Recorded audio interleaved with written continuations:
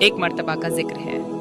हज़रत Umar bin Khattab रज़ी अल्लाह अन्हु मदीना की गलियों में गश्त कर रहे थे। वो अक्सर रात के वक्त अवाम का हाल जानने के लिए खुफिया तौर पर शहर का दौरा किया करते थे। एक रात जब वो गश्त कर रहे थे तो उन्हें एक छोटी सी झोंपड़ी से एक औरत की आवाज़ सुनाई दी, जो अपनी बेटी से कह रही थी, दूध में पानी मिला दो, सुबह बाजार में बेचना है।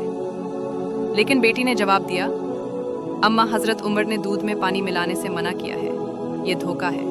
माँ ने कहा, उमर तो यहाँ नहीं है, वो तो नहीं देख रहा। तो बेटी ने वो तारीखी जवाब दिया, अगर उमर नहीं देख रहा तो क्या अल्लाह भी नहीं देख रहा? हज़रत उमर ये सुनकर बहुत मुतासिर हुए।